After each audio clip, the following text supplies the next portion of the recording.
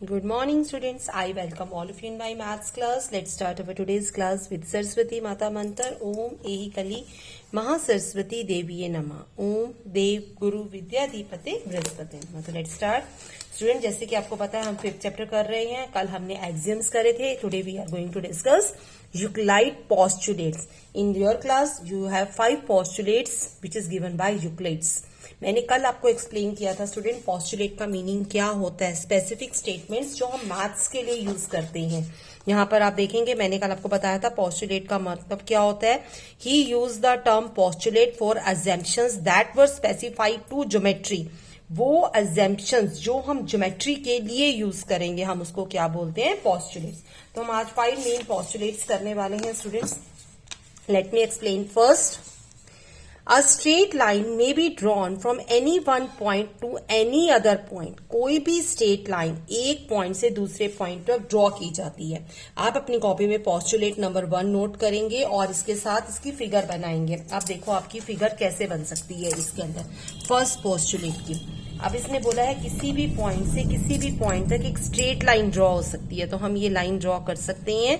हमारे पास एक जो स्टार्टिंग पॉइंट था वो ए था, तो मैंने एक पॉइंट से दूसरे पॉइंट तक एक क्या लाइन ड्रॉ कर ली, स्ट्रेट लाइन. तो ये इसकी फर्स्ट पोस्टुलेट है, फर्स्ट अजम्पशन है कि स्ट्रेट लाइन कहीं पर भी किसी भी पॉइंट से किसी भी पॉइंट तक ड्रॉ हो सकती है.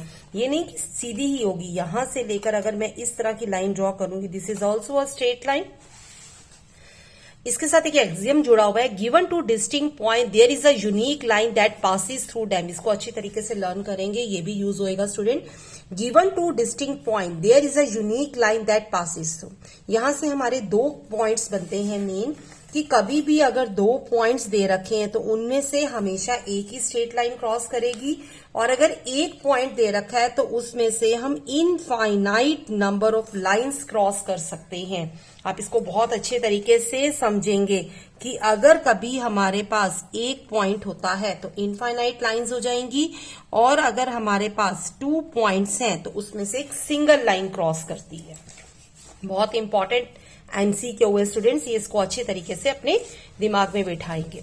Next postulate, a terminated line can be produced indefinitely.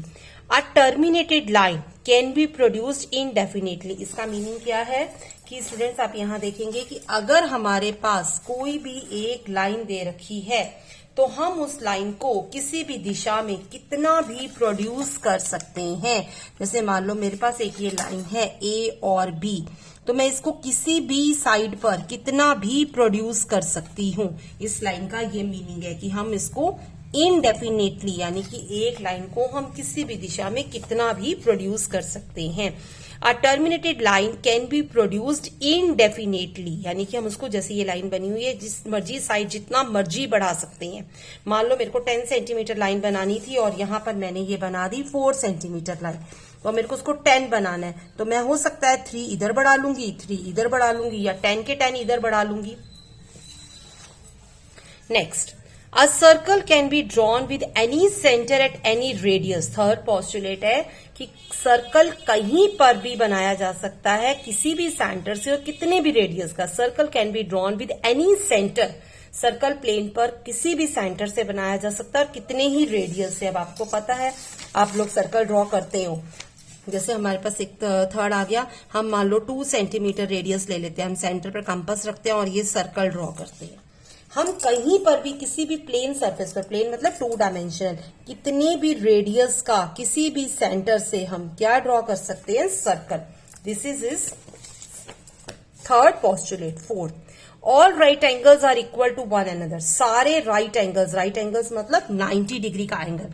All right angles are equal to one another. सारे राइट एंगल्स आपस में इक्वल होते हैं. किस तरीके से स्टूडेंट, जैसे हमने एक राइट एंगल बना लिया. राइट एंगल आपको पता है जिसमें एक एंगल कितने का होता है, 90 का. अब मैंने एक रेक्टेंगल बना लिया. अब रेक्टेंगल का भी ईच एंगल कितने का होता है, 90 का. अगर मैं इसमें से डायगोनल ले लूंगी तो ये 2 राइट एंगल्स बन रहे हैं. तो all right triangles are equal, किसी भी टाइप का राइट ट्राइंगल्स हैं वो आपस में क्या होते हैं, इक्वल होते हैं।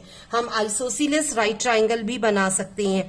आइसोसीलेस राइट ट्राइंगल स्टूडेंट्स क्या होता है, जिसमें टू साइड्स इक्वल होती हैं। और हाइपोटेन्यूज तो आपको पता ही है सबसे लॉन्गेस्ट साइड होती है। Hypotenuse square is equal to b square plus b square. ये पाइथागोरस रिलेशन है जो हम बहुत अच्छी तरीके से यूज करते हैं।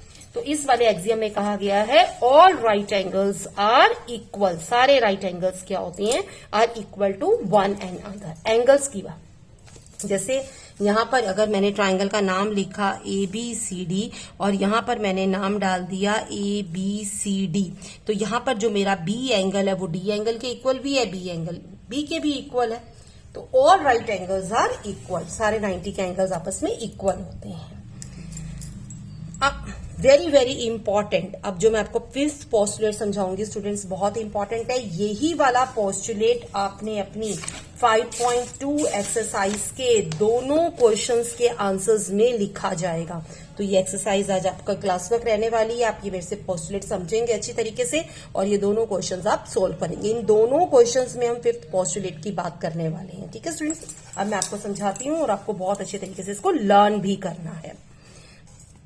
A straight line falling on a two, if a straight line falling on a two straight line makes the interior angles on the same side of it taken together less than two right angles, then the two straight line, if produced indefinitely, meet on the side of which the sum of angles is less than two right angles. अब इसका meaning क्या है, अब आप इसका meaning बहुत आराम से स्टूडेंट्स इसको समझेंगे। इसने बोला है कि अगर हमारे पास कोई भी दो स्ट्रेट लाइंस हैं, मैं आपको एक बार इसको एक्सप्लेन करने वाली हूं, आप इधर देखेंगे फिफ्थ पोस्टुलेट बहुत इंपॉर्टेंट है। हमारी पूरी एक्सरसाइज 5.2 इसी पर बेस्ड है। अगर हमारे पास कोई भी दो स्ट्रेट लाइंस हैं, किसी भी तरह की स्ट्रेट लाइंस हो सकती है, कोई जरूरी नहीं कि वो पैरेलल है। तो अगर हमारे पास कोई भी दो स्ट्रेट लाइन है और एक तीसरी स्ट्रेट लाइन उस पर डाली जाती है, अगर वो कहता है कि अगर इन दो स्ट्रेट लाइन्स का किसी भी शेप में हो सकती है, जैसे ये वाली शेप हो गई या फिर ये वाली शेप होगी, किसी भी शेप में दो स्ट्रेट लाइन है और एक थर्ड लाइन इस पर ऊपर से स्ट्रेट लाइन डाली गई है, ट्रांसवर्सल लाइन। अगर इन सेम साइड पर बनने वाले इंटीरियर एंगल, जैसे 1 और 2 एंगल है, अगर इन दोनों एंगल का sum less than two right angles, less than two right angles का मीनिंग स्टूडेंट्स क्या हो गया, 180 degree. Less than two right angles का मीनिंग क्या हो गया, 180 डिग्री। अगर सम कभी भी उनका सम 180 से कम है तो वो लाइंस उसी साइड पर प्रोड्यूस करने पर वो मीट हो जाती हैं। इसका मीनिंग ये है। तो यहां से हमारे 3 डिफरेंट केसेस बन गए कि अगर सेम साइड का सम यहां से ग्रेटर देन 180 हो जाएगा तो ये लाइन तो ब्रॉडन होती चली जाएंगी, ये तो मीट ही नहीं करेंगी। दूसरी साइड मीट कर जाएंगी लेकिन उस साइड पर वो ब्रॉडन हो जाएंगी। थर्ड, कि अगर हमारे पास यहां से इन दोनों का सम 180 बन गया तो ये लाइंस तो कभी मीट ही नहीं करेंगी, ये दोनों लाइंस क्या हो जाएंगी, पैरेलल। तो यहां से एक कॉन्सेप्ट निकलता है पैरेलल लाइंस का, कि अगर एक साइड पर बनने वाले दोनों एंगल का सम 180 होगा तो लाइंस पैरेलल होंगी। अगर लेस देन 180 होगा तो वो सेम साइड पर मीट करेंगी। अगर ग्रेटर देन 180 होगा तो वो ब्रॉडन हो जाएंगी सेम साइड पर। तो ये इसका फर्स्ट केस है, ये इसका सेकंड केस है और ये इसका थर्ड केस है। और ये तीनों ही हमें बताते हैं एग्जिस्टेंस ऑफ पैरेलल लाइंस के बारे में। स्टूडेंट्स, आप में से जो भी फर्स्ट टाइम अगर क्लास ज्वाइन कर रहे हैं तो स्टूडेंट्स चैनल पर जाकर प्रीवियस लेक्चर्स आप जरूर वॉच करें, क्योंकि मैं आपको दी बेस्ट मेथड से वो चीज करवाने की कोशिश करती हूँ ताकि लाइफ लॉन्ग आप अपने उस चीज को यूटिलाइज कर सकें अपने मैथ्स के अंदर। अब देखो, straight line produce indefinitely meet on that side on which the angle is less than two right angles. तो यहीं से हमारे ये 3 केस बन गए कि अगर उनका सम 180 से कम है तो वो साइड पर मीट करेंगी, अगर सम 180 से बड़ा है तो वो ब्रॉडन हो जाएंगी, ब्रॉडन मतलब चौड़ी हो जाएंगी, और अगर 180 होगा तो लाइंस क्या हो जाएंगी, पैरेलल। अब इसी को स्टूडेंट्स आज आप पहले 5.2 एक्सरसाइज कर लेंगे, साथ के साथ ही how would you rewrite या Euclid fifth postulate so that it would be easier to understand. तो अपनी लैंग्वेज में आप लिख सकते हैं बनाकर, और ये 3 फिगर्स की हेल्प से आप इसको एक्सप्लेन कर देना। Next, does Euclid fifth postulate implies the existence of parallel lines. क्या ये पैरेलल लाइंस के बारे में बात कर रहे हैं, एक्सप्लेन। तो आपका आंसर होगा yes, it tells us about the existence of parallel lines. और एक्सप्लेन में फिर आप यही काम करेंगे तो दोनों क्वेश्चन लगभग आपके सेम रहने वाले हैं। Thanks. Have a nice day.